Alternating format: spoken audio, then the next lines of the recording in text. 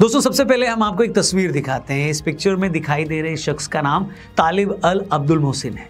50 साल का अब्दुल मोहसिन सऊदी अरब का रहने वाला है। 2006 में सऊदी अरब से भागकर जर्मनी आया था। जर्मनी आकर इसने बताया कि मुझे सऊदी अरब में अपनी जान का खतरा है। जर्मनी आकर ये साइकियाट्रिस्ट के तौर पर काम करने लगा था। 2016 में जर्मनी ने इसे रेफ्यूजी का स्टेटस भी दे दिया। अब जो स्टोरी मैं आपको सुनाने वाला हूं वो सुनकर आप हिल जाएंगे। जर्मनी आने के बाद ये आदमी खुद को लगातार कट्टरपंथ इस्लाम यानी रेडिकल इस्लाम का दुश्मन साबित कर रहा था। अगर इसकी कुछ ट्वीट्स आप पढ़ेंगे तो आपको लगेगा कि ये तो इस्लामोफोबिक है। और तो और इसने जर्मनी के ही सरकारी अफसरों पर यह इल्जाम लगा दिया कि वो जर्मनी का इस्लामीकरण करना चाह रहे हैं। यहां तक कि जर्मनी की फार राइट पार्टी है, मतलब वहां की जो दक्षिण पंथी पार्टी है, अल्टरनेटिव फॉर जर्मनी यानी AFD, इसने उसके लीडर्स के कुछ ट्वीट्स भी रीट्वीट किए थे। मतलब उसकी ये सारी बातें सुनकर आपको क्या इंप्रेशन मिल रहा है बताइए कि यार ये बंदा कितना लिबरल सोच रखने वाला है। इसको सऊदी अरब सरकार के रेडिकल इस्लाम, कट्टर इस्लाम से दिक्कत थी, इसीलिए ये भागकर जर्मनी आ गया।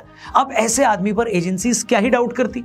मगर फिर 20 दिसंबर को इस कहानी में एक ऐसा टर्न आया जिसके आगे हॉलीवुड की बड़ी से बड़ी क्राइम थ्रिलर फिल्म भी फेल है। 50 साल का तालिब एक BMW कार किराए पर लेता है। उसके बाद वो बड़ी चालाकी से उस गाड़ी को जर्मनी के मैग्डेबर्ग शहर के क्रिसमस मार्केट में ले जाता है। धीरे धीरे वो कार को उस लेन में ले जाता है जहां सिर्फ इमरजेंसी गाड़ियां ही आ सकती थी। इसके बाद वो गाड़ी को फुल स्पीड में चलाकर लोगों की भीड़ पर चढ़ा देता है। एक के बाद एक लोग उसकी गाड़ी के नीचे आना शुरू हो जाते हैं। सिर्फ कुछ ही सेकंड में अपने हमले से तालिब ने सैकड़ों लोगों को गाड़ी के नीचे रौंद डाला। इस अटैक में अब तक 5 लोग मारे जा चुके हैं, 200 से ज्यादा इंजर्ड हैं। इंजर्ड लोगों में से 40 लोगों की हालत बहुत ज्यादा खराब है। इस हमले के बाद से पूरे जर्मनी का खून खौल रहा है। लोग सड़कों पर आकर इन मुस्लिम रेफ्यूजीज को देश से वापस निकालने की डिमांड कर रहे हैं। जर्मनी की पुलिस अभी इन्वेस्टिगेट कर रही है और इस अटैक के पीछे तालिब का मोटिव क्या था ये जानने की कोशिश कर रही है। मगर पहली नजर में ये कहानी किसी सस्पेंस थ्रिलर से कम नहीं लग रही। जहां एक किलर ने जर्मनी में असाइलम लेने के लिए पहले तो झूठ बोला कि मुझे मेरी कंट्री में जान का खतरा है, फिर अपनी असली सोच छिपाने के लिए उसने कट्टरपंथ इस्लाम की बुराई करनी शुरू कर दी ताकि किसी को उस पर शक ना हो। और फिर एक दिन उसने वही किया जो उससे पहले दसियों जिहादी यूरोप में कर चुके थे, यानी लोन वुल्फ अटैक। मतलब एक ऐसा आतंकी हमला जिसमें आतंकियों की कोई टीम नहीं होती, कोई बड़ा नेटवर्क नहीं होता, बल्कि एक ही आदमी होता है जो ऐसे हमले को अंजाम देता है। अब आप एक पल के लिए जरा सोच कर देखिए कि जर्मनी के लोगों के साथ इससे बड़ा धोखा और क्या हो सकता है। मुझे आज भी याद है 2015 के आसपास जब सीरिया में आईसिस का जुल्म अपने पीक पर था। सीरिया के लोग अपनी जान बचाने के लिए वहां भाग रहे थे, कोई देश उन्हें शरण देने के लिए तैयार नहीं था। उस वक्त जर्मनी की चांसलर एंजेला मार्केल ने कहा था कि हमारे दरवाजे सीरिया के इन शरणार्थियों के लिए खुले हैं। उस वक्त इनकी इस पॉलिसी को विलकॉम मनस्कुलर का नाम दिया गया। मार्केल ने यह भी कहा था कि जर्मनी की इकोनॉमी इतनी स्ट्रांग है कि हम इन लोगों को नौकरी भी देंगे, घर भी दे सकते हैं। उस वक्त जर्मनी ने ऐलान किया था कि हम सीरिया के 3 लाख लोगों को अपने यहां शरण देंगे, मगर अगले 2 साल में 10 लाख शरणार्थी जर्मनी आ गए। जब मार्केल इन शरणार्थियों के साथ ये दरियादिली दिखा रही थी तब भी बहुत सारे लोगों ने कहा था कि इतने लाखों शरणार्थियों को अपने देश में बसाने की पॉलिसी एक दिन जर्मनी पर भारी पड़ेगी। मगर जर्मन सरकार नहीं मानी और सीरिया, अफगानिस्तान और इराक से लाखों शरणार्थी जर्मनी आ गए। मगर जल्द ही इसका नेगेटिव इंपैक्ट भी दिखने लगा। सबसे पहले जुलाई 2016 को जर्मनी के बुसबर्ग में एक 17 साल के अफगान शरणार्थी ने ट्रेन में कुल्हाड़ी और चाकू से हमला करके दर्जनों लोगों को जख्मी कर दिया। फिर उसी साल दिसंबर 2016 बर्लिन के क्रिसमस बाजार में एक ट्यूनीशियाई नागरिक ने ट्रक से हमला किया जिसमें 12 लोग मारे गए और 56 लोग घायल हुए। फिर अगस्त 2024 को जोलिंगन में फेस्टिवल ऑफ डाइवर्सिटी के दौरान एक 26 वर्षीय सीरियाई नागरिक ने चाकू से हमला किया जिसमें 3 लोगों की मौत हुई और 8 लोग घायल हुए। और ऐसा नहीं कि हमले सिर्फ जर्मनी में हुए, जिन जिन देशों में इस्लामिक शरणार्थी गए वहां बड़े धमाके होने लगे। नवंबर 2015 को पेरिस में हुए सीरियल ब्लास्ट में 130 लोग मारे गए। इन्वेस्टिगेशन में पता चला कि अटैक करने वाले कई हमलावर शरणार्थी के तौर पर यूरोप में आए थे। पेरिस अटैक के सिर्फ 4 महीने बाद मार्च 2016 को ब्रसेल्स में हवाई अड्डे और मेट्रो स्टेशन पर अटैक हुए। फिर जुलाई 2016 फ्रांस के नीस शहर में एक ट्रक ड्राइवर ने बासिल डे परेड के दौरान भीड़ पर ट्रक चढ़ा दिया। 86 लोग मारे गए, 400 से अधिक इसमें जख्मी हुए। इसके बाद अगले कुछ सालों में यूरोप के अलग अलग शहरों में ऐसे छोटे बड़े दर्जनों हमले हुए। 2012-13 तक जहां इन देशों में इक्का दुक्का टेरर अटैक होते थे, 2014 के बाद तो इन देशों में टेरर अटैक्स की बाढ़ आ गई। मतलब जो यूरोप एक वक्त बेहद शांत रहता था, 2014 के बाद हुए इन ब्लास्ट से बेहद डर गया। ज्यादातर जो ब्लास्ट थे उसमें आईसिस से लेकर अलकायदा और बाकी इस्लामिक संगठनों का हाथ था। यूरोप के लोगों को आज लग रहा है कि इन मुस्लिम शरणार्थियों के आने से उनका कल्चर खतरे में पड़ गया है। वो उनके देश की सुरक्षा को लेकर खतरा है। उनके आने से यूरोप के इन देशों की इकोनॉमी पर भी नेगेटिव असर पड़ा है। इसलिए जो यूरोप एक वक्त खुली बाहों से सीरिया से आने वाले रिफ्यूजियों को एक्सेप्ट कर रहा था, उसी यूरोप में आज इन रिफ्यूजियों को निकालने की मुहिम छिड़ी हुई है। यही वजह है कि इन कंट्रीज में जो भी पार्टी इन इलीगल माइग्रेंट्स के खिलाफ एक्शन लेती है, लोग उसका साथ देने लगते हैं। हमने आपको कुछ दिन पहले अपनी एक वीडियो में बताया था कि इस्लामिक आतंकवाद के इसी खतरे से निपटने के लिए पूरी दुनिया की पॉलिटिक्स में राइट विंग पार्टियां मजबूत हो रही हैं। अमेरिका से लेकर भारत और नीदरलैंड से लेकर इटली तक आपको यही ट्रेंड देखने को मिलेगा।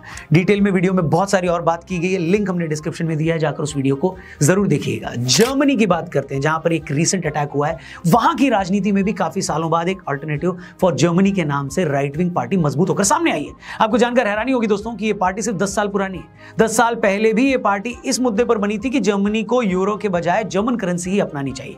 लेकिन 2015 में जब सीरिया क्राइसिस के बाद इतने बड़े लेवल पर मुस्लिम रिफ्यूजीज जर्मनी में आने लगे तो इस पार्टी ने अपना पूरा फोकस इस मुद्दे पर कर दिया। इसी साल सितंबर के महीने में जर्मनी में जब 2 स्टेट इलेक्शन के रिजल्ट आए तो उसने पूरी जर्मनी को हिलाकर रख दिया। इन रिजल्ट्स में एक स्टेट में AfD को 1/3 से ज्यादा सीटें मिली और दूसरी स्टेट में वो दूसरी सबसे बड़ी पार्टी बनकर सामने आई। जर्मनी में हुए एक रीसेंट सर्वे में भी AfD जर्मनी की दूसरी सबसे बड़ी पार्टी बनकर सामने आई है। AfD साफ कहती है कि इस्लाम जर्मनी की सोसाइटी के लिए ठीक नहीं है। वो इस्लाम को जर्मनी का हिस्सा भी नहीं मानते। यहां तक कि AfD जर्मनी में मस्जिद बनाने और पब्लिक प्लेस में यूं नमाज पढ़ने के भी खिलाफ है। अल्टरनेटिव फॉर जर्मनी पार्टी साफ तौर पर एंजेला मर्केल की ओपन माइग्रेशन की पॉलिसी के खिलाफ है। इनका मानना है कि इन इस्लामिक रेफ्यूजियों के आने से हमारा कल्चर खतरे में पड़ गया है। आप इस पार्टी की पॉपुलैरिटी का अंदाजा इस बात से लगाइए दोस्तों कि 20 दिसंबर को जर्मनी में जो अटैक हुआ उसके बाद दुनिया के सबसे अमीर आदमी इलॉन मस्क ने ट्वीट करके कहा कि जर्मनी को अब सिर्फ AfD ही बचा सकती है। मस्क की इस ट्वीट के बाद तो पूरा जर्मनी हिला हुआ है। यह बात सारी दुनिया को पता है कि जब इलॉन मस्क ने डोनाल्ड ट्रंप का साथ दिया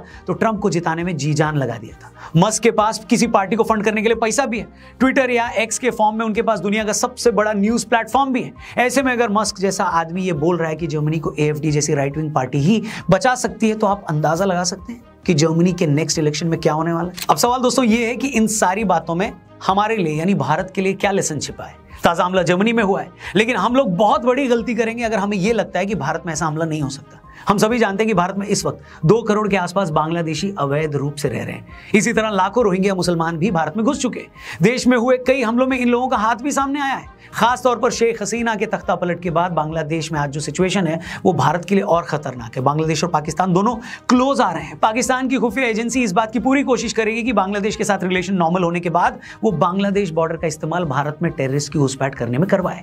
भारत के लिए टेंशन की बात यह है कि इसके ईस्टर्न बॉर्डर का एक बड़ा हिस्सा ऐसा है जिस पर अभी भी फेंसिंग नहीं हुई है और इसी रास्ते का इस्तेमाल करके बर्मा से लेकर बांग्लादेश के रास्ते आतंकी भारत में आ सकते हैं। इसलिए बहुत जरूरी हो जाता है कि हमारे इन बॉर्डर को भी और सिक्योर किया जाए। साथ ही NRC और CAA को भी टाइम से इंप्लीमेंट किया जाए ताकि जितने भी ये लोग इलीगल तरीके से भारत में रह रहे हैं उन्हें फौरन इनके देश वापस भेजा जा सके। मुझे अच्छे से याद है कि आज से कुछ साल पहले जब बांग्लादेश की घुसपैठियों को वापस उनके देश भेजने की बात होती थी तो भारत के ही एक राज्य की मुख्यमंत्री कहती थी कि इन लोगों को वापस बांग्लादेश भेजने से पहले मेरी लाश के ऊपर से गुजरना होगा। यह बात अलग है कि वही नेता आज बांग्लादेश में हिंदुओं की जो हालत हुई है उस पर ऐसे आंसू बहा रही हैं कि उस आंसू को देखकर खुद घड़ियाल के भी असली आंसू निकल जाएं।